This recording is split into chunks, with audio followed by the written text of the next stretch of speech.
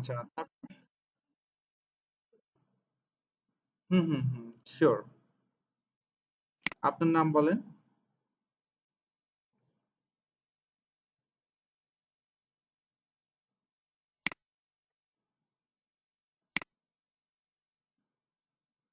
আপনার নাম বলেন।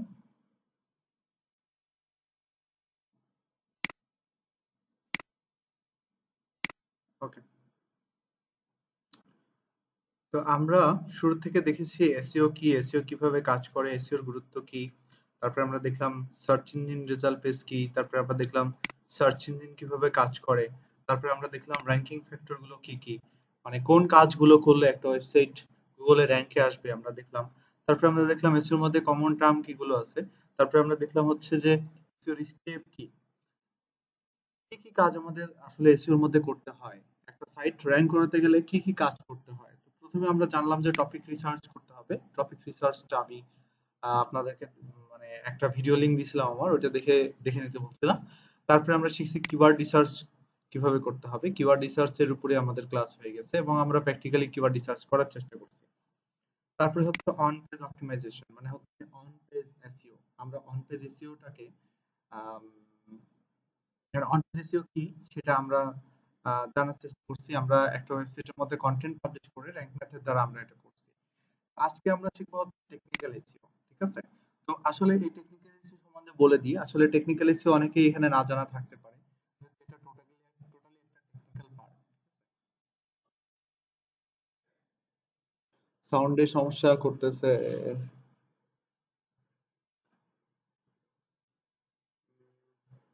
কি করা যায় সাউন্ডের সমস্যা? আচ্ছা একটু কষ্ট করে দেখেন। আমাদের রেকর্ডটা দিলে আবার সবকিছু ক্লিয়ার হয়ে যাবে, সমস্যা নেই।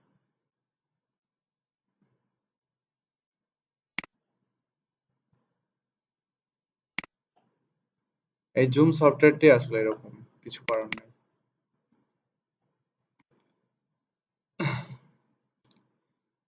আচ্ছা, তারপরে আমরা আচ্ছা টেকনিক্যাল এসইও নিয়ে বলতেছিলাম যে টেকনিক্যাল এসইও এমন একটা জিনিস যে টেকনিক্যাল এসইওটা আসলে সব জায়গায় শেখানো হয় না। এটা কোনো আইটি প্রতিষ্ঠানে আপনি দেখবেন না।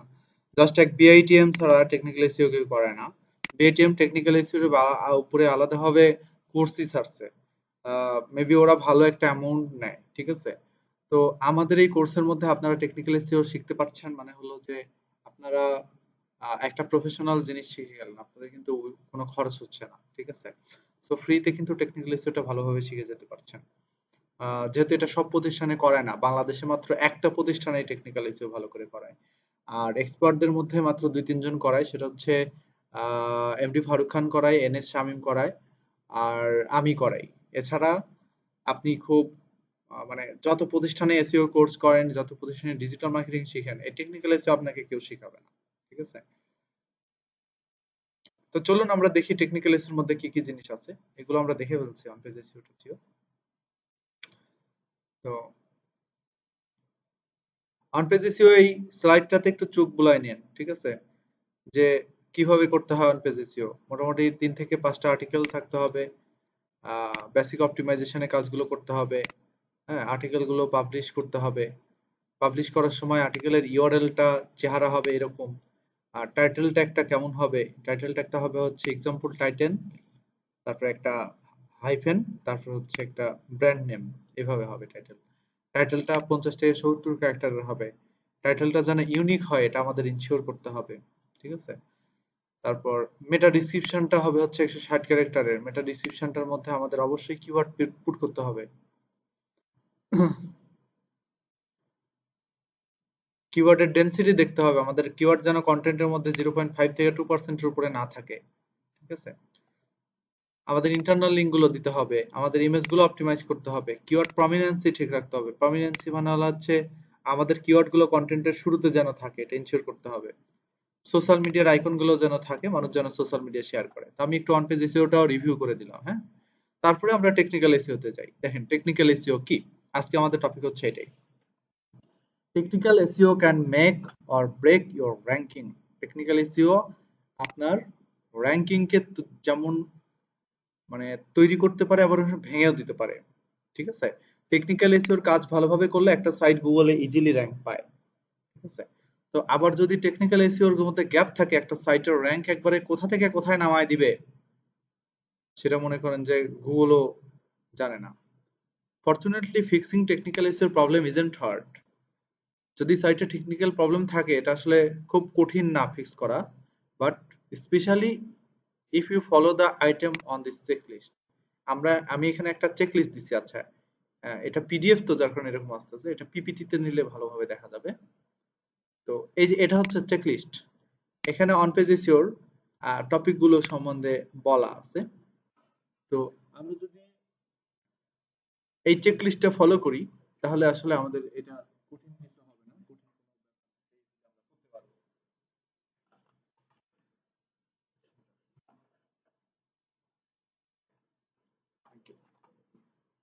লাইটটা দিলে একটু ভালো হয়, কারণ আমার চোখে ইয়েটা হয়।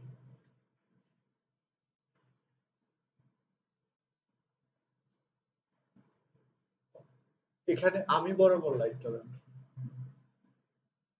ওইটা না, এই বরাবর, হ্যাঁ, ওকে, দ্যাটস ওকে। আচ্ছা, তো এখানে যে চেকলিস্ট গুলো দেওয়া আছে এটা হচ্ছে আমাদের অন পেজ এসইওর, সরি, টেকনিক্যাল এসইওর চেকলিস্ট। আমরা উপরের দিকে অন পেজ এসইওর চেকলিস্ট গুলো দেখছিলাম, এই যে এই কাজগুলো আমাদের অন পেজ এসইওর মধ্যে করতে হয়। এই কাজগুলো করলেই আমাদের অন পেজ এসইও কনফার্ম হবে। নিচের দিকে যেগুলো আমরা দেখতে পাচ্ছি এগুলো হচ্ছে টেকনিক্যাল এসইও। এই টেকনিক্যাল এসইওর কাজগুলো করলে আমাদের টেকনিক্যাল এসইওটা কনফার্ম হবে। তো এই ছোট ছোট কাজ যদি আপনি না করেন আপনার সাইটের মধ্যে, এই ছোট ছোট জিনিসগুলোতে যদি আপনি গ্যাপ রেখে দেন, তাহলে আপনার সাইট র্যাঙ্কে আসবে না, নির্দ্বিধায়। এটা চরম একটা বাস্তব কথা। ওকে, আচ্ছা। Technical SEO refers to the process of optimizing your website for the crawling and indexing phase. তো ক্রলিং ফেজ বলতে কি আপনারা এটা জানেন যে ক্রলিং ফেজ হচ্ছে আহ, একটা সাইটে যখন গুগল রোবট ঢুকে সাইটটা সে ক্রল করে, রাইট? সাইটটা সে ক্রল করে, সাইটটা সে ক্রল করা হয়ে গেলে সেটাকে ইন্ডেক্স করে ফেলে। তো এটাকেই আমরা বলতেছি হচ্ছে crawling and indexing phase. With technical SEO, you can help search engine access, crawl, interrupt, and index your site without any problem. আমরা টেকনিক্যাল এসইওর দ্বারা গুগলের রোবটকে আমাদের সাইট ক্রল করার জন্য, আমাদের সাইটে ইন্টারাপ্ট করার জন্য এবং আমাদের সাইটে ইন্ডেক্স করার জন্য আমরা হেল্প করি। ঠিক আছে? তো দেখেন কত ইম্পর্টেন্ট একটা বিষয়। গুগল রোবট যদি আমাদের ওয়েবসাইটে নাই আসতে পারে, আমাদের ওয়েবসাইট যদি ক্রল নাই করতে পারে, আমাদের ওয়েবসাইট যদি ভিজিটই না করতে পারে, তাহলে আমাদের ওয়েবসাইটটা র‍্যাঙ্ক হবে কিভাবে?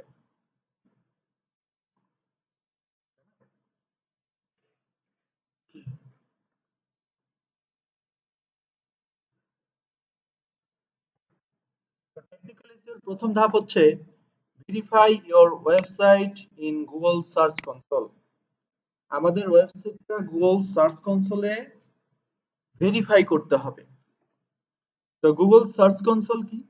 সার্চ কনসোলটা আগে আমরা দেখে আসি। আসলে আজকে আমরা গুগল সার্চ কনসোল নিয়ে কথা বলবো, কারণ আমাদের টেকনিক্যাল ইস্যু আমরা 2 ক্লাসে শেষ করব। এক ক্লাসে শেষ করলে এই টেকনিক্যাল ইস্যু 2 ক্লাসে শেষ করা আসলে যায় না। টেকনিক্যাল ইস্যু 5-6টা ক্লাস লাগে যায়। ঠিক আছে? তো তারপরে আমরা 2 থেকে 3টার মধ্যে শেষ করার চেষ্টা করব। তো দেখেন এখানে গুগল সার্চ কনসোল।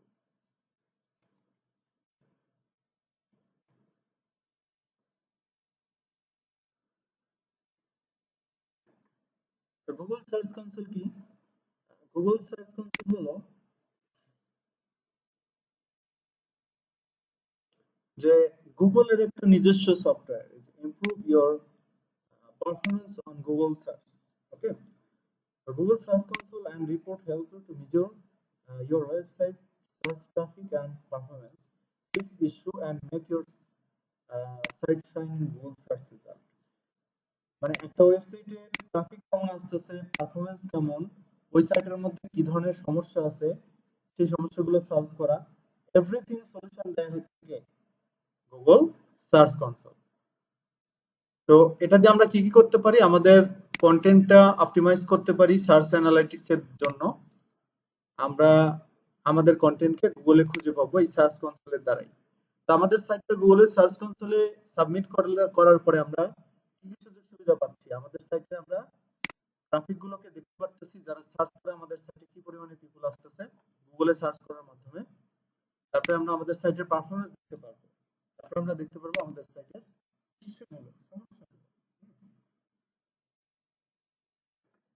সমস্যাগুলো আমরা কিভাবে বুঝতে পারবো, কারণ এরকমও হতে পারে আমাদের সাইটের মধ্যে 50টা ইউআরএল আছে, মানে 50টা পেজ আছে। অথবা ধরেন একটা ই কমার্স সাইটের বলি, ই কমার্স সাইটে মনে করেন যে 200টা প্রোডাক্ট আছে।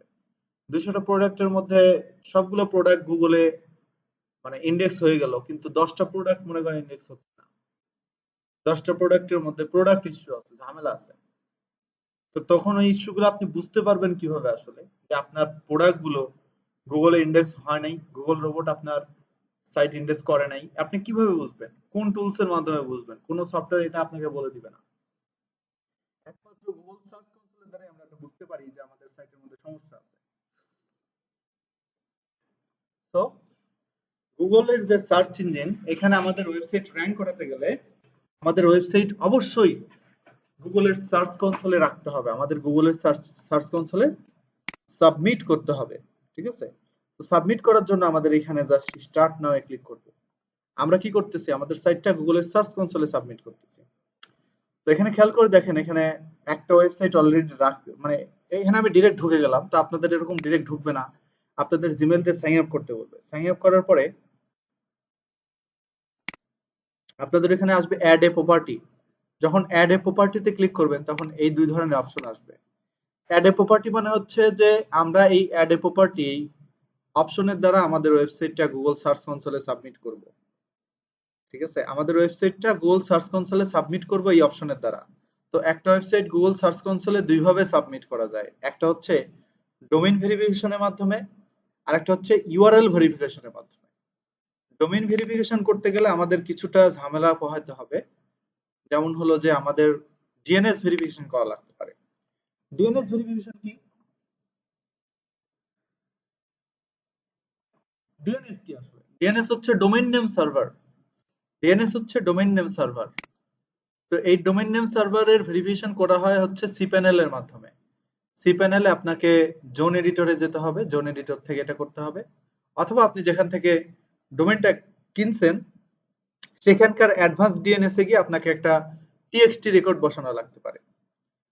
তো পুরো টেকনিক্যাল একটা বিষয়। আপনারা এটা করার আগে অবশ্যই ইউটিউবে ভিডিও দেখে নেবেন। আমি আসলে এই মুহূর্তে এটা আপনাদের দেখাচ্ছি না, কারণ এটা লং প্রসেসের বিষয়। যদি আমি পারি তাহলে নেক্সট ক্লাসে বা সামনে ক্লাসে আপনাদেরকে এটা আমি প্র্যাকটিক্যালি সময় করে, মানে আমাদের ক্লাসের শেষে সময় করে এটা আমি আপনাদেরকে দেখাই দেবো, যদি কেউ না পারেন তখন। এছাড়া অসংখ্য অসংখ্য ভিডিও আছে ইউটিউবে, ভিডিওগুলো দেখে নেবেন যে how to submit a website in Google search console by domain. হ্যাঁ, তো ইউআরএল প্রিফিক্সটা একদমই সহজ, ডোমেইন ভেরিফিকেশনের মতো এরকম ডিএনএস এর পার্ট নাই। এখানে একদমই ইজি একটা কাজ। এখানে জাস্ট সাইটটা সাবমিট করার পরে কন্টিনিউতে যখন ক্লিক করবেন, এরা আপনাকে একটা এইচটিএমএল কোড দিবে। ওই এইচটিএমএল কোডটা সাইটের হেডারের মধ্যে বসায় দিলে হয়ে যাবে। সো এইচটিএমএল কোড কি, হেডার কি, আশা করি আপনারা এটা বুঝেন।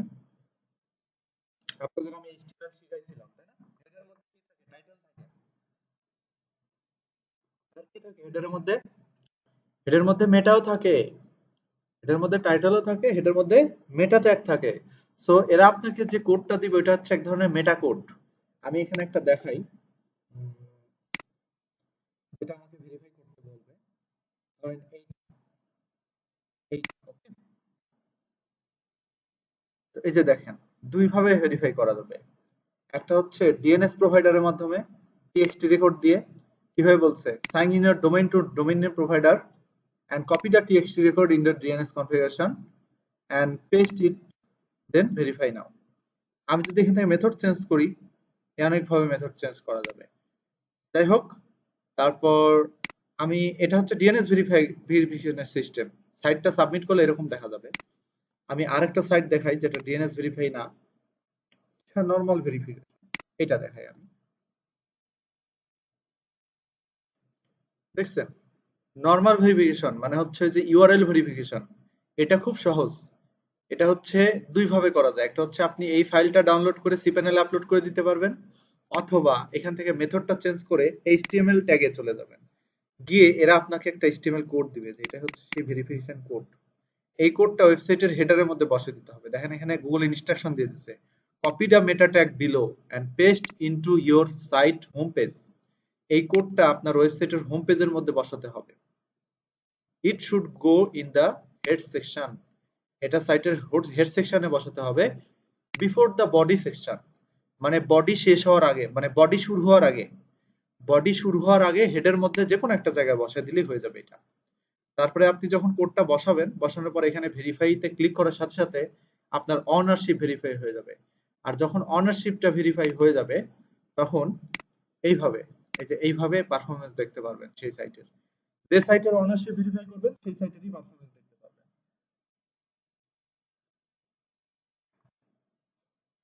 তো এখানে দেখেন আমি একটা ক্লায়েন্টের সাইটের পারফরমেন্স দেখছি।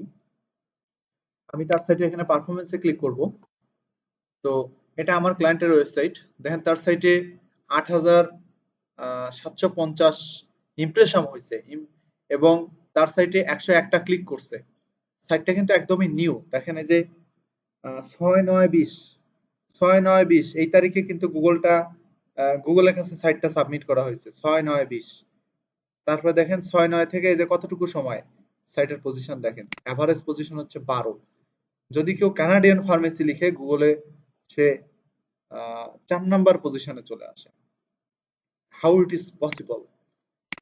অবশ্যই কানাডিয়ান ফার্মেসিটা বাংলাদেশ থেকে সার্চ করলে আসবে না,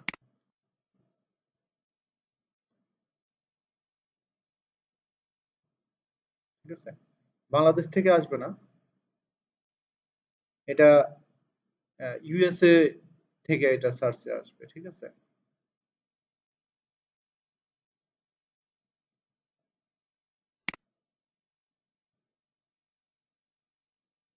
এটা বাংলাদেশ থেকে আসবে না, ইউএসএ তে আসবে। এই সার্চের ভলিউমের ডাটাটা হচ্ছে ইউএসএ ডাটা। তো দেখেন সার্চ কনসোলের দ্বারা আমরা কি দেখতে পাচ্ছি, একটা সাইটের পারফরমেন্স, কেমন ক্লিক পরে সার্চ করার পরে, ইমপ্রেশন মানে কেমন মানুষ আমাদের সাইটটা দেখে গুগলে, হ্যাঁ, সিটিআর, এই ইমপ্রেশনকে ক্লিক দিয়ে ভাগ দিলে যেটা হয় সেটা হচ্ছে সিটিআর। আর পজিশন, পজিশন মানে হচ্ছে আমাদের সাইটটা কোন কিওয়ার্ড দিয়ে গুগলে কত নাম্বার পজিশনে র্যাঙ্ক করে, সবকিছু দেখতে পাচ্ছি, ঠিক আছে? তো আমাদের সাইটটা টোটালি আমেরিকান একটা ওয়েবসাইট, আমেরিকান বেসড সাইট। তো এই আমাদের সাইটটা ইউএসএ তেই র্যাঙ্ক দেখতে পারবো আমরা। এক কাজ করি তাহলে, আমরা আমরা আইপিটা চেঞ্জ করি আমাদের, করে আমরা একটু ট্রাই করে দেখি যে আসলেই র্যাঙ্কে আসছে কিনা। কারণ অনেক সময় সার্চ কনসোলে এই ডাটাটা ওঠানামা করে, হ্যাঁ, বা এক্সাক্ট ডাটা শো করতে একটু সময় লাগে, কারণ গুগল সার্চ কনসোল একটা সাইটকে র্যাঙ্ক দিতে এবং তার র্যাঙ্কিংটা আপডেট করতে ৩ মাস সময় নেয়। তো ৩ মাসের আগে আমরা কোনো র্যাঙ্ককে স্টেবল র্যাঙ্ক বলতে পারি না। ওকে, তো এখান থেকে আমি আইপিটা চেঞ্জ করে ইউনাইটেড স্টেটসে নিয়ে যাচ্ছি। হুম, তারপর আমি একটু ইনকগনিটো মোড করি এখান থেকে, করে এখানে চেক করে দেখি ভিপিএন ধরছে কিনা। হ্যাঁ, ধরছে। এখানে মাই লোকেশন লিখে সার্চ করে আবার চেক করি যে আমার লোকেশনটা আসলে ইউএসএ কিনা।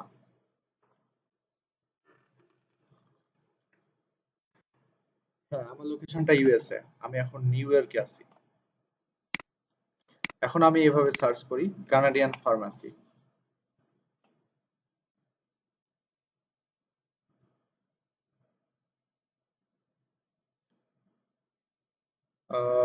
আমাদের সাইটটা তাহলে কোথায় র্যাঙ্ক করে? আমাদের সাইটটা Google my business page rank করে মনে হয়। এই যে আমাদের সাইট, Google my business page rank করে, দেখছেন? মাই ড্রাগ স্টোর, এই যে আমাদের my drug store, my drug store, যেমন ইমপ্রেশন তেমন ক্লিক তেমন পজিশন। তারপরে যদি এইভাবে সার্চ করি যে মাই ক্যানাডিয়ান ফার্মাসি,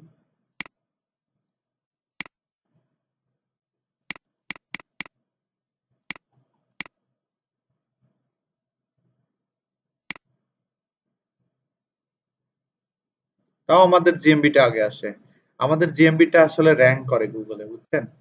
হয়তো আমাদের সাইটের পজিশনটা অনেক পরে, সাইটটা হয়তো এই কিওয়ার্ড দিয়ে এখনো ইউএসএ তে আসে নাই, ওয়েবসাইটটা নাই, কিন্তু গুগল মাই বিজনেস পেজটা কিন্তু ঠিকই র্যাঙ্ক করতেছে, ঠিক আছে?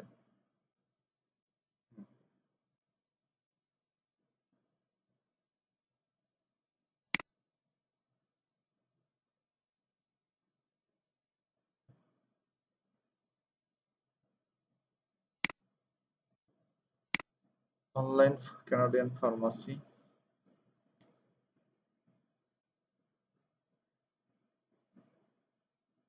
না, আমাদের সাইটটা বয়স অল্প দিন, মাত্র কয়েকদিন হচ্ছে। এখনই গুগলে আসবে না, অনেক সময় লাগবে, মোটামুটি 5 মাসের উপরে সময় লাগবে আসতে। তো তারপরেও যে এত অল্প সময়ের মধ্যে আমরা গুগল মাই বিজনেস পেজটাকে র্যাঙ্ক করায় আমরা যে সাইটে ভিজিটর আনতে পারতেছি, একটা পজিশন যে নিয়ে আসছি, এটাই আসলে অনেক কিছু। ঠিক আছে, তো আমার সাইটের পারফরমেন্সটা একটু দেখেন, creativeniloy.com। না, আমারটা দেখানো যাবে না, গ্রুপ বাই টুলসেরটা দেখাই। এটা পারফরমেন্স দেখেন, 530টা ক্লিক, 8,000 ইমপ্রেশন, 8,770টা ইমপ্রেশন, অ্যাভারেজ পজিশন হচ্ছে 45। গ্রুপ বাই টুলস বাংলাদেশ লিখলে 2 নম্বরে আসে, দেখেন তাই। সার্চ করি এটা দিয়ে,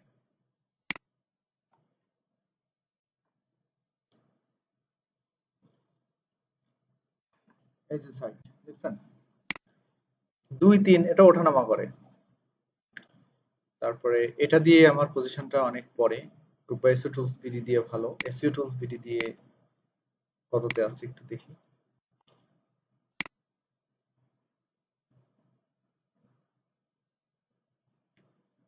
এই যে এইখানে আছে, মোট কথা ফার্স্ট পেজে আছে সাইটটা। হ্যাঁ, তো সাইটের পারফরমেন্স গুলো কিন্তু দেখতে পাচ্ছি, কোন কিওয়ার্ড দিয়ে কি পজিশনে।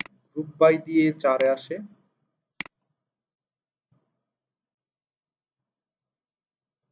গ্রুপ বাই দিয়েও র্যাঙ্ক করে। শুধু ওইটা না, আমার গুগল মাই বিজনেস পেজটাও র্যাঙ্কে আসে, এই যে আমার ফোন নাম্বার দেখছেন, সেই সেই। ওকে, আমি 255টা কিওয়ার্ড দিয়ে গুগলে র্যাঙ্ক করি। ঠিক আছে, এসইও টুল বিডি এটা দিয়েও আসে।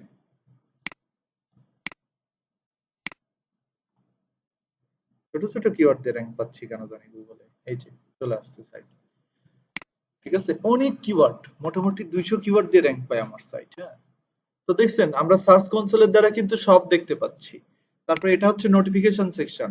এখানে দেখেন, ওই যে আমি তখন বলছিলাম যে আমার সাইটের সমস্ত ইস্যু আমি দেখতে পারবো, এই যে দেখেন কত ইস্যু আমার সাইটে ধরা পড়ছে। আমার সাইটে নাকি হচ্ছে এএমপি ইস্যু আছে, প্রোডাক্ট ইস্যু আছে, কত কিছু নাকি আছে, অনেক কিছু দেখতে পাচ্ছি। ঠিক আছে, তো গুগল সার্চ কনসোল আসলে এইভাবেই কাজ করে। ওকে, গুগল সার্চ কনসোল এইভাবেই কাজ করে। তো আমার সাইটের পারফরমেন্সটা একটু দেখাবো। আমার সাইটেরটা দেখানো কি ঠিক হবে? আচ্ছা, তারপরে দেখাই। আমার ক্রিয়েটিভ নিলয়টা দেখাই আমি, creativeniloy.com। আমার সাইটে 21,000 ইমপ্রেশন, আমার পজিশন হচ্ছে এভারেজে 26। দেখেন SEO expert in Bangladesh 6, creative Niloy দিয়ে 2, SEO expert profile in Bangladesh দিয়ে 1-এ আছি আমি, বেস্ট এসইও এক্সপার্ট দিয়ে 4-এ। মোট কথা সমস্ত কিওয়ার্ড দিয়ে আমি ফার্স্ট পেজে, দেখেন সমস্ত কিওয়ার্ড, যত কিওয়ার্ড দেখবেন আমার, যা দেখবেন যা লেখেন, আমার এটা দিয়েই শুধু একটু র্যাঙ্ক খারাপ, কারণ আমি কিওয়ার্ডটা নিয়ে কাজই করিনি। এই কিওয়ার্ডটা নিয়ে কাজ করতে হবে আমার, এটা দিয়ে কাজ করলে আমার সাইটটা চলে আসতো। আমি এটা দিয়ে মনে হয় সেকেন্ড পেজে পড়ে আছি সম্ভবত, সেকেন্ড পেজে, সেকেন্ড পেজেও নাই আমি। হায় হায়, এই তো এই কিওয়ার্ডটা দিয়ে কাজ করতে হবে, কাজ করলে ইনশাল্লাহ চলে আসবে। এই কিওয়ার্ডটা নিয়ে কাজ করিনি আমি, আসলে এই কিওয়ার্ডটা নিয়ে কন্টেন্টই লিখিনি আমার সাইটে, পজিশন ভালো না। বাট মোটামুটি যা আছে সবকিছু দিয়ে আমি র্যাঙ্ক পাই গুগলে। SEO marketing scrap rock, SEO consultant in Bangladesh, এটা দিয়ে কয় নাম্বার দেখাচ্ছে? 8 নাম্বার দেখাচ্ছে সার্চ কনসোলে। উরি বাবা, 1 নম্বরে আছি আমি।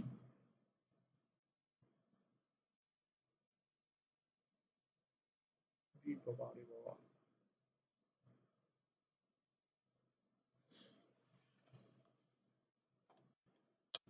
এটা কিন্তু ভালো keyword, SEO consultant in Bangladesh, একবারে 1 নম্বরে আমি আছি। ফারুক খান আছে 4-এ, বাট এখানে দেখাচ্ছে 8। একজন মানুষ আবার সব কিওয়ার্ড নিয়ে কাজ করে না, কিছু কিছু কিওয়ার্ড আবার ফেলেও দেওয়া হয়।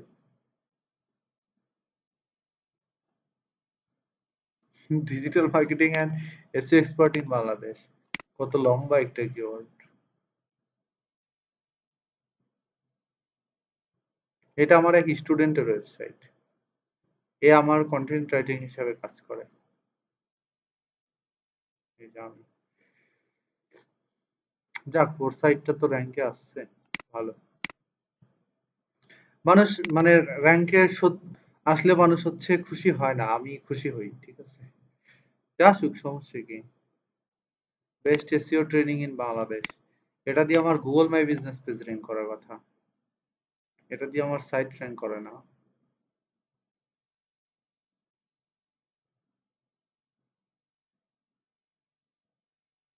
আমি এটা দিয়ে কাজ করি নাই, এটা দিয়ে আমার সাইট নাই, নাই, 19-এ পড়ে আছি। কাজ করি নাই এটা দিয়ে, কাজ করতে হবে। হুম। আরে সাইটের বয়স তো 6 মাস হয়ই নেই, 6 মাস হোক, তারপরে দেখা যাবে। Local is expert in Bangladesh, এটা আমার একটা বেস্ট কিওয়ার্ড। এই যে আমার সাইটটা,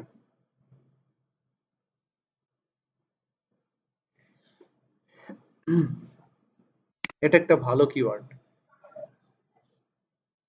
ফারুক খান হচ্ছে আমার টিচার। ইনি আমার স্যার। আমি এনার সাথেই কাজ করি।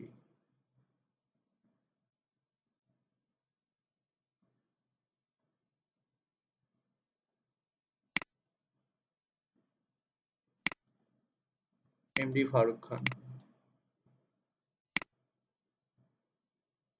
স্যারের সাইটের এত লোডিং টাইম বেড়ে গেছে।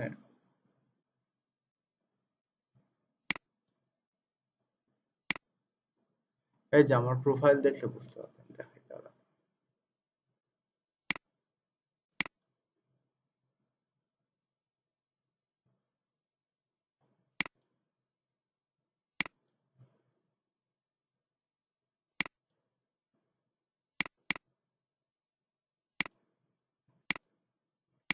স্যারের সাইটের অবস্থা কেন?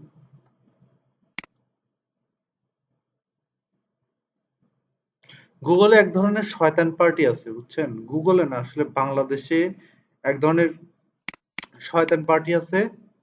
এরা কি করে জানেন, যারা গুগলে ফার্স্ট পেজে র্যাঙ্ক করে এদের সাইটে ডস অ্যাটাক দিচ্ছে এবং এসকিউএল ইনজেকশন দিচ্ছে খুব রিসেন্ট। হ্যাকার ভাড়া করে, হ্যাকার ভাড়া করে এই সাইটগুলোকে ডস অ্যাটাক দিচ্ছে। ওই আমার এক ফ্রেন্ড আছে, ওর নাম হচ্ছে মুরাদ, ওই মুরাদের হচ্ছে ওয়েবসাইটের মধ্যে ডস অ্যাটাক দিচ্ছে। আর কয়েকদিন আগে তো মুরাদের সাইট গুগল থেকে হারাই গেছিল একদম। তো পরে কি অবস্থা, পরে মুরাদ আবার অনেক কষ্ট করে সাইটটা র্যাঙ্ক করেছে। এই যে এটা হচ্ছে এমডি ফারুক খান, এই যে এটা হচ্ছে এমডি ফারুক খান। হুম, আসুক ফটোটা, এই যে এমডি ফারুক খান, আমরা একই সাথে হচ্ছে জব করি। এই যে এমডি ফারুক খান, এই যে এটা, আচ্ছা, এই যে ফারুক স্যার। তো স্যারের সাইট মোটামুটি ভালো অবস্থায় আছে, সমস্ত সাইট।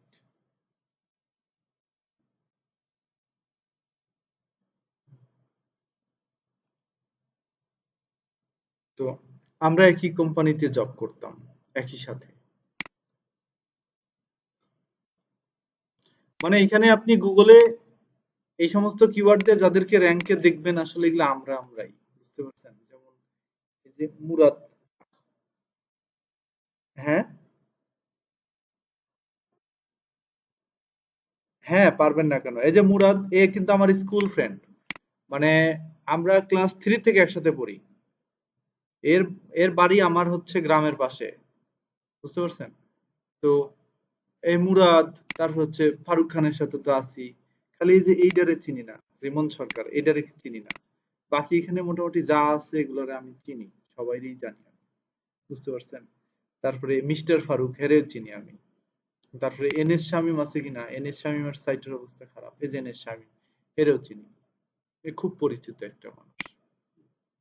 এই মুরাদের সাইটে যে দেখছেন 524 ব্যাট গেটওয়ে, মুরাদের সাইটে যে এই প্রবলেমটা হয়ে আছে, দেখেন মুরাদের সাইটে কিন্তু ঢুকে না। এই মুরাদের সাইটে ডস অ্যাটাক করছে এই হ্যাকাররা বাংলাদেশে। এটা খুব মানে টেন্ডেন্সি। এখন আমিও ভয় আছি যে আমার সাইটে এই ধরনের জিনিসগুলো দেয় কিনা। আমি এই জন্য সবসময় আমার সাইটের সাইট ম্যাপ গুলো চেক করি যে আমার সাইটের ইউআরএল যেন হঠাৎ করে না বাড়ে। আমার এখানে ইউআরএল আছে টোটাল কত, 27 না? আমার সাইটে মাত্র 27টা পেজ আছে, বাট এর সাইটে যেদিন ডস অ্যাটাক দেয় এর সাইটে 10 লাখ পেজ হয়ে গেছিল, 10 লাখ। তো এখানে হঠাৎ করে যদি আপনি দেখেন আপনার সাইটে মাত্র 27টা পেজ, হঠাৎ করে দেখেন আপনার সাইটে 10 লাখ পেজ ইন্ডেক্স হয়ে আছে গুগলে, আপনি তো ভাই 10 লাখ পেজ আপনার সাইটে নাই, আপনার সাইটে মাত্র 20 থেকে 25টা পেজ আছে, 10 লাখ পেজ কেমনে হয়? এর সাইটে 10 লাখ পেজ ঢুকাই দিছিল সার্চ কনসোলের মাধ্যমে। তো প্রথমে তো র্যাঙ্ক হারাই গেল, র্যাঙ্ক হারানোর পরে এই যে আবার দেখেন এই যে এখন পুরো হোস্টিং সার্ভার ডাউন হয়ে গেছে। তো আমার সাথে দেখা হয়েছিল কালকে, তো বলতেছে যে বন্ধু আমি হোস্টিংটা চেঞ্জ করতেছি। তো বললাম, ঠিক আছে তুই হোস্টিং চেঞ্জ কর, করে নিয়ে আবার র্যাঙ্ক ব্যাক করা। তো এই র্যাঙ্কের উপরে ডিফেক্ট পড়বে না হয়তো, বা এই 15 দিন 20 দিন ও গুগলে নাই, ওকে ক্লায়েন্ট খুঁজে পাচ্ছে না, এই আর কিছু না। তো বাংলাদেশের মানুষদের নিয়ে আসলে কিছু বলতে চাই না, একজন আরেকজনের দেখে খুব হিংসা করে। তো হইছে কি হইছে, আছে সিলেটের র্যাঙ্কে আছে থাক, ফারুক স্যারেও দিছিল একদিন। ফারুক স্যারের সাইটে 2 লাখ ইউআরএল হয়েছিল, স্যারের সাইট দেখতে ওইরকম ছিল না, স্যারের সাইট ভালো ছিল আগে। পরে আবার স্যার নতুন করে যে ওইরকম একটা কালো ওয়েবসাইট বানালো। আমার কাছে সাইটের ডিজাইনটা পছন্দ না। ঠিক আছে, আচ্ছা যাই হোক, অনেক কথা বললাম। তো এটা হচ্ছে আমাদের সেই পারফরমেন্স সেকশন আমাদের সার্চ কনসোলে, যেখান থেকে আমরা আমাদের ওয়েবসাইটের পারফরমেন্স গুলো দেখতে পারবো, এবং আমাদের ওয়েবসাইটে কি পরিমাণে ক্লিক করে মানুষ গুগল থেকে সার্চ করার পরে, এবং আমাদের ওয়েবসাইট কি পরিমাণে মানুষের চোখে পড়ে আমরা দেখতে পাচ্ছি, এবং আমাদের ওয়েবসাইটের গুগলের সার্চ পজিশন কোন কিওয়ার্ড দিয়ে কোথায় সেটাও দেখতে পাচ্ছি। দ্বিতীয়টা হচ্ছে ইউআরএল ইন্সপেকশন। ইউআরএল ইন্সপেকশনটা হলো যে কখনো যদি আপনার মনে হয় যে আমার এই ইউআরএলটা গুগলে আছে কিনা একটু চেক করে দেখি তো, সো আপনি এখান থেকে সেই ইউআরএলটা ফেলে দেখতে পারবেন যে হ্যাঁ সেই ইউআরএলটা আসলেই গুগলে আছে কিনা। ঠিক আছে, যেমন ধরেন আমি এখানে আমার ওয়েবসাইটে চেক করে দেখাই, এখানে ক্রিয়েটিভ নিলয়,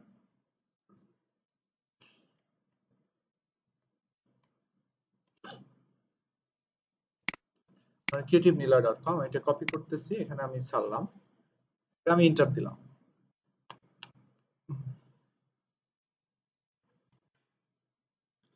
বলতেছে হ্যাঁ ইউআরএলটা গুগলে আছে, বাট কিছু ইস্যু আছে। তো ইস্যু যা আছে আমি জানি কি ইস্যু আছে, এএমপির ইস্যু। তো এএমপির ইস্যু গুলো আসলে আমরা গায়েই লাগাই না, আমরা মানে এএমপিটা এরকম সারা বছর ইস্যু থাকেই আর হাবিজাবি। কিছু মানুষ আসে না, দেখবেন যে সারা বছরের সমস্যা থাকেই, এই জ্বর সর্দি কাশ গলা ব্যথা এটা ঠিক হয়ে গেল, আবার লাইফের সমস্যা এটা ঠিক হয়ে গেল, আবার এই প্রবলেম সেই প্রবলেম, সারা বছর কিছু মানুষ আছে দেখবেন, যদি জিজ্ঞেস করেন কেমন আছো ভাই, ভালো নাই, সমস্যা থাকেই সারা বছর। ঠিক এই গুগলের এএমপি এরকম, এর সারা বছরই সমস্যা থাকে, বুঝতে পারছেন? এ যতই ঠিক করি ততই সমস্যা। যাই হোক এটা কোনো ব্যাপার না, মেজর কোনো বিষয় না। তো দেখছেন এই ইউআরএল ইন্সপেকশনের মাধ্যমে আমরা দেখতে পারবো যে আমাদের সাইটের কোনো স্পেসিফিক ইউআরএল গুগলের কাছে আছে কিনা।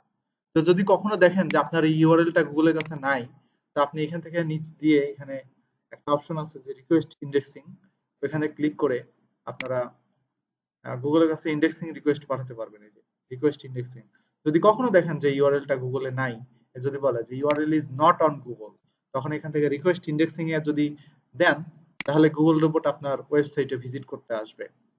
তবে ঠিক আছে, তো আমরা গুগল রোবটকে একটা উপায়ে থেকে নিয়ে আসি, আরেকটা উপায় হচ্ছে আমাদের আহ, মানে তাকে রিকোয়েস্ট করি আমাদের সাইটে আসার জন্য।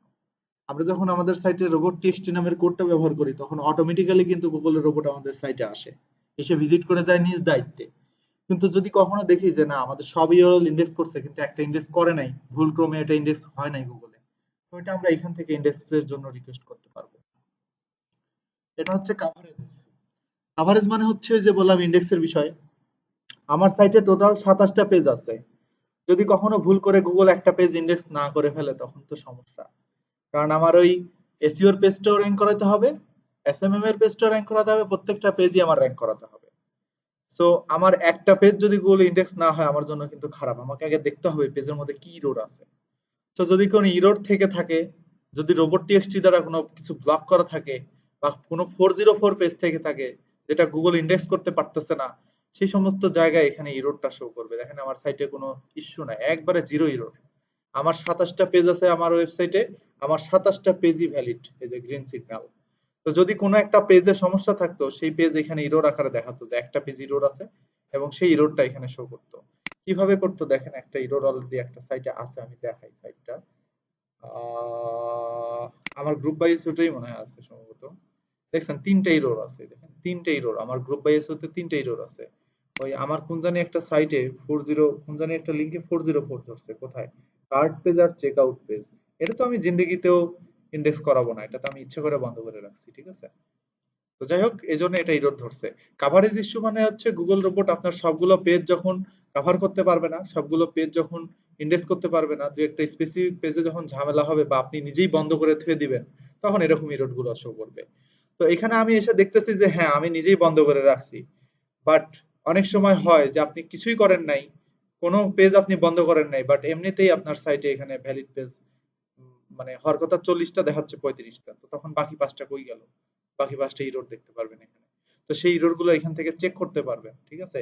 এবং এরা সলিউশনও বলে দেয় যে এটা আপনাকে যদি ইররটা ফিক্স করতে যান তাহলে আপনার কি করা লাগতে পারে, আপনার কি আহ, করণীয় কি আসলে, যে ডান ফিক্সিং, ভ্যালিডেট ফিক্স। যখন এটাতে ফিক্স হয়ে যাবে তখন ভ্যালিডেট ফিক্সে ক্লিক করলেই গুগল এটাকে আবার ঠিক করে দিবে। এটা হচ্ছে কাভারেজ ইস্যু। এটা হচ্ছে সাইট ম্যাপ। সাইট ম্যাপ কি আমি এটা একটু আপনাদের শর্টে বুঝাই দিই। আমরা যখন গুগল ক্রলার নিয়ে ফার্স্ট ক্লাসে কথা বলি,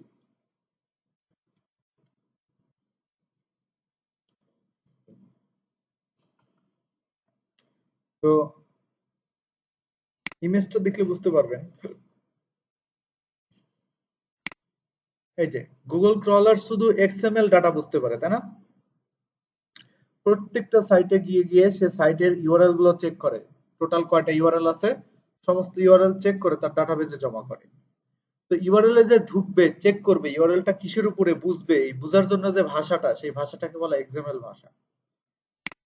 তো এই সাইট ম্যাপটা হচ্ছে সেই জিনিস যেটা আমরা এই এক্সএমএল ল্যাঙ্গুয়েজের মাধ্যমে তৈরি করে রাখি। আমার সাইটে মনে করেন যে 20টা ইউআরএল এর লিস্ট আছে, এটাকে আমরা বলবো হচ্ছে আমার সাইট ম্যাপ। সো গুগল রোবটকে আমরা সাইট ম্যাপের দ্বারা বুঝাই দিই যে আমাদের সাইটে কতগুলো ইউআরএল আছে, যে ডিসকভার্ড ইউআরএল, আমাদের সাইটে কতগুলো ইউআরএল আছে, এটা আমরা বুঝাই দিই গুগল রোবটকে কিসের দ্বারা, এই সাইট ম্যাপের দ্বারা। এই গুগল, এই যে এখানে দেখেন আমি 2টা সাইট ম্যাপ সাবমিট করছি পর পর, ঠিক আছে। একটা হচ্ছে পেজের জন্য, শুধু পেজ, আমার সাইটে 13টা পেজ আছে। আর টোটাল সাইট ম্যাপ আমার সাইটে টোটাল 90টা ইউআরএল আছে গ্রুপ বাই এসও টুলসে। তো 90টা ইউআরএলই আমি গুগলের কাছে দিয়ে দিছি। তো সাইট ম্যাপ হচ্ছে একটা সাইটের ইউআরএল এর লিস্ট, এটাকে বলা হয় সাইট ম্যাপ। তো এই সাইট ম্যাপটা বানানো হয় এক্সএমএল কোড দিয়ে, যার কারণে গুগল রোবট আমাদের সাইট ম্যাপটাকে রিড করতে পারে এবং দেখতে পারে আমাদের সাইটে কতগুলো পেজ আছে। এবং সমস্ত পেজ সে যখন ইন্ডেক্স করে নেয় তখন এরকম সাকসেস কথা লেখা ওঠে, ঠিক আছে। এবং এখানে সংখ্যা লেখা ওঠে যে কয়টা পেজ সে মানে ইন্ডেক্স করলাম। এখানে সার্চ করি সাইট ম্যাপ। তো অনেক সাইট আছে যে সাইটগুলো আপনাকে সাইট ম্যাপ জেনারেট করে দিবে, আপনার সাইটের ইউআরএল গুলো লিস্ট করে দিবে, ঠিক আছে। তো তার আগে আমরা একটু দেখে নিই যে সাইট ম্যাপের চেহারাটা কেমন হয়। আমরা একটু ইমেজ সেকশনে যাই। ইমেজ দেখলে আসলে অনেক কিছু বোঝা যায়। এই যে দেখেন এখানে একটা স্ট্রাকচার দেওয়া আছে, ধরেন অনেকের ওয়েবসাইটের স্ট্রাকচার অনেক রকমের হয়, কারণ এইটা মনে করেন একটা স্ট্রাকচার, তাই না? তো এই যে সাইটের হোম পেজ থেকে আপনি এগুলা সার্ভিস পেজ তৈরি করলেন অনেকগুলো, সেই সার্ভিস পেজের মধ্যে আবার ক্যাটাগরি পেজ থাকলো, ঠিক আছে। এরকমই একটা, এটা একটা মেইন পেজ, তারপরে এরকম ক্যাটাগরি, তার আন্ডারে আবার সাব ক্যাটাগরি। তো অনেক অনেক পেজ আপনার সাইটে বানাইছেন, মোটামুটি টোটাল 100টা পেজ ধরেন বানাইলেন। তো 100টা পেজ আমরা লিস্ট আকারে এই গুগল সার্চ কনসোলে জমা দিয়ে দিব। সো গুগল রোবট খুব সহজে আমাদের এই ওয়েবসাইটের লিস্টটা দেখে আমাদের পুরো সাইটটাকে ক্রল করে ফেলবে, ঠিক আছে। তো এটাকেই বলবো হচ্ছে আমরা সাইট ম্যাপ। সাইট ম্যাপ মানে হচ্ছে সাইটের ইউআরএল এর লিস্ট এবং কতগুলো ইউআরএল আছে সেটার ডাটা, সহজ কথায়। তো এই সাইট ম্যাপটা সাবমিট করা খুব সহজ। আমরা নেক্সট ক্লাসে যখন প্র্যাকটিক্যাল দেখব তখন আমরা এটা ভালোভাবে দেখব, সমস্যা নাই। এটা হচ্ছে রিমুভাল। রিমুভালটাও খুব জরুরি হয়ে যায় অনেক সময়, কারণ হচ্ছে যে অনেক সময় আমাদের গুগল থেকে আমাদের সাইটের কিছু কিছু পেজ রিমুভ করে দিতে হয়। যেমন আমি বললাম যে আমার যে ফ্রেন্ডের ওয়েবসাইট, ওর ওয়েবসাইটের মধ্যে হঠাৎ করে দেখে যে 10 লাখ ইউআরএল ইন্ডেক্স করা। সো এত ইউআরএল ও রিমুভ করবে কিভাবে? এখান থেকেই রিমুভ করা যায়। ইউআরএল গুলো জাস্ট নিয়ে এসে এখানে নিউ রিকোয়েস্টে দিয়ে আপনি যখনই ডাটাটা ওকে করে দেয় তখনই গুগল ওই ইউআরএল গুলোকে এই সাইট থেকে ইন্ডেক্সে বাদ দিয়ে দেয়। ঠিক আছে, তখন আবার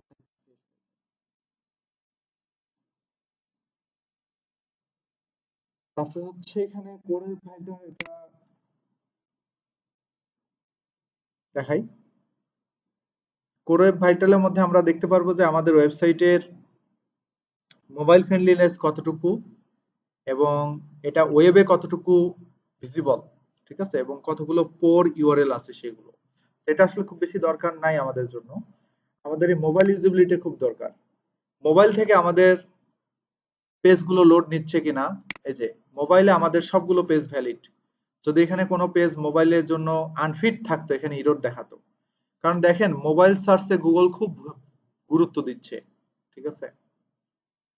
তারপর এটা হলো আমাদের এএমপি, অ্যাসেলারেটেড মোবাইল পেজ। তো এই মোবাইল ইস্যু আর এই এএমপি ইস্যুর মধ্যে অনেক তফাৎ আছে। এএমপি হচ্ছে কি করে জানেন, একটা সাইটকে মোবাইলে র্যাঙ্ক করতে সহযোগিতা করে, মানে মোবাইল থেকে কেউ সার্চ করে যেন একটা সাইটকে তাড়াতাড়ি পায়, এই ব্যাপারে এএমপি হেল্প করে। আর মোবাইল ফ্রেন্ডলি হচ্ছে যে একটা সাইট মোবাইল থেকে ভিজিট করা যায় কিনা। অনেক সাইট দেখবেন মোবাইল দিয়ে ওপেন করলে অর্ধেক লেখা পড়া যায় না, ইমেজটা ছোট হয়ে যায়, ভেঙে যায়, পেজ কাজ করে না, এরকম ইস্যু যখন থাকে তখন সেগুলোকে মোবাইল ইউজিবিলিটি নাই ধরা হয় আর কি।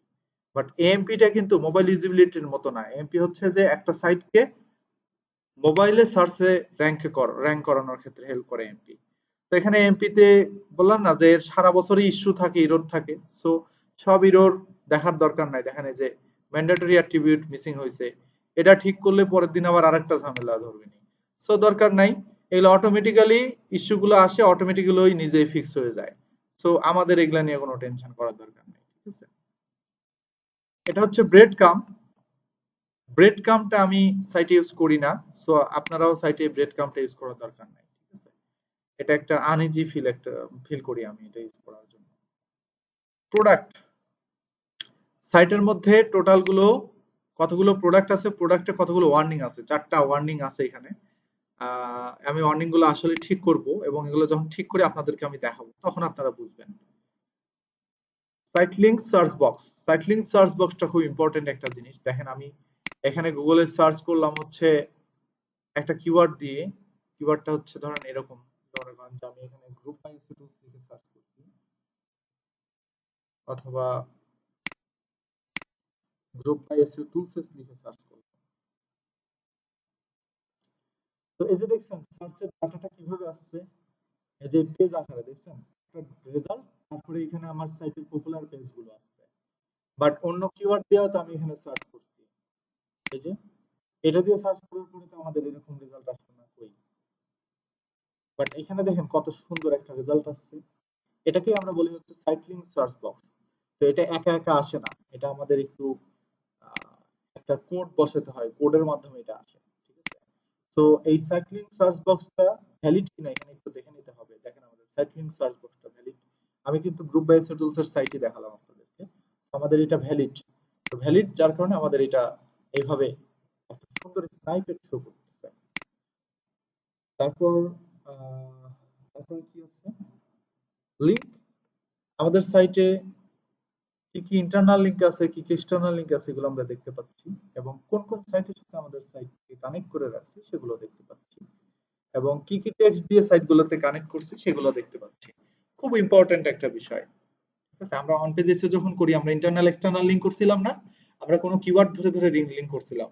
সো এখান থেকে আপনি দেখতে পারবেন আবার যে কাকে ধরে কি লিংক দিচ্ছেন, ঠিক আছে।